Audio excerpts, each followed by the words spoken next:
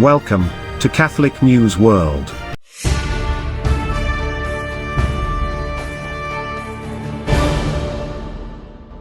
Welcome to Catholic News World. Please subscribe to our channel. My name is Steph.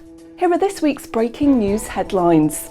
The Vatican Dicastery for the Laity, Family and Life released the video prayer for the Catholic Church's First World Day for Grandparents and the Elderly, which will be observed worldwide on Sunday, July 25th. In the video, with English subtitles, Pope Francis leads the prayer in Spanish. The video prayer continues in French, English, Portuguese, and Italian, recited by 21 grandparents and elderly men and women from around the world. The theme of the First World Day for Grandparents and the Elderly, which is the assurance of Jesus, I am with you always, Mount 28:30. First World Day for Grandparents and Elderly scheduled for 25th of July. And will be celebrated with a Mass at 10 a.m. in St. Peter's Basilica. The dicastery said some 2,000 people of the Rome Diocese involved with the elderly are invited to attend. At the end of the Mass, the young people present will offer the grandparents and the elderly a flower with the Holy Father's message, I am with you always. The death toll has risen due to the severe flooding in Germany and Belgium. The count is now at 188 people killed. Over 150 people in Western Europe are still missing after some of the worst flooding in decades. Record rainfall caused rivers to overflow their banks, destroying the region. Belgium, the Netherlands, Luxembourg and Switzerland are also affected. The Belgian Prime Minister Alexander De Croo said the 20th of July would be a national day of mourning. The death toll is expected to rise. About 15,000 police, soldiers and emergency service workers have been deployed in Germany to help. On Thursday, July 15, 2021, in the evening through a telegram sent by the Cardinal Secretary of State Pietro Parolin, Pope Francis expressed his closeness and prayer. Deeply affected, the Holy Father learned the news of the severe storm and floods in North Rhine-Westphalia and Rhineland-Palatinate. His Holiness remembers in prayer the people who have lost their lives and expresses his deep participation to their families. Pray especially for the people who are still missing, for the wounded and for those who have suffered damage or lost their possessions due to the force of nature. Assuring them, as well as the emergency response forces and rescuers of your spiritual closeness, Pope Francis implores God's help and protection on all. St. George Coptic Orthodox Church, in Surrey, British Columbia, Canada, was destroyed by fire. On July 14, 2021, the church was the target of an attempted arson, which was reported to police after damage was discovered on the door of the church. This fire comes after the discovery of hundreds of unmarked graves at former Native residential schools in Canada. 48 churches in Canada have been vandalized and destroyed since the discovery. The attack condemned by Prime Minister Justin Trudeau, federal Conservative leader Erin O'Toole and Alberta Premier Jason Kenney. Indigenous leaders have also condemned the attacks and suggested more peaceful approaches to deal with the strong feelings of anger, frustration, and pain brought on by the discoveries of the unmarked graves.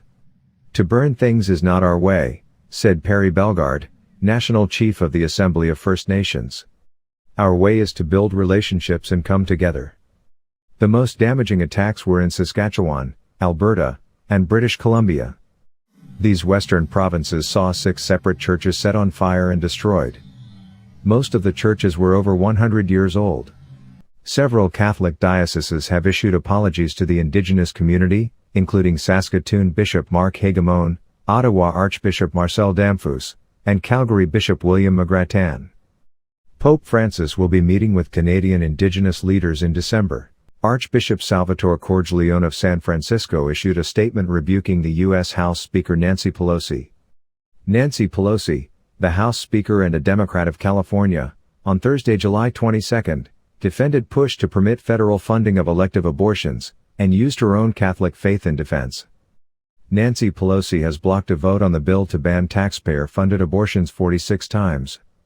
Archbishop Cordileone said, "Let me repeat, no one can claim to be a devout Catholic and condone the killing of innocent human life, let alone have the government pay for it.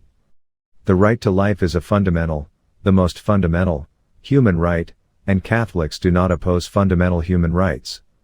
To use the smokescreen of abortion as an issue of health and fairness to poor women is the epitome of hypocrisy. What about the health of the baby being killed? What about giving poor women real choice, so they are supported in choosing life? This would give them fairness and equality to women of means, who can afford to bring a child into the world. It is people of faith who run pro-life crisis pregnancy clinics. They are the only ones who provide poor women life-giving alternatives to having their babies killed in their wombs. I cannot be prouder of my fellow Catholics who are so prominent in providing this vital service. To them I say, you are the ones worthy to call yourselves devout Catholics. U.S. Bishop's statement on resignation of General Secretary Msgr Burill Resigns amid allegations of misconduct. On Monday, July 19, 2021, the U.S. Conference of Catholic Bishops became aware of impending media reports alleging possible improper behavior by its General Secretary, Msgr Burill. What was shared with us did not include allegations of misconduct with minors. However, in order to avoid becoming a distraction to the operations and ongoing work of the conference, Msgr Burill has resigned, effective immediately. The conference takes all allegations of misconduct seriously and will pursue all appropriate steps to address them. Watch our programme every Friday at 7:30 p.m. Thanks for watching. Please subscribe to Catholic News World channel. God bless.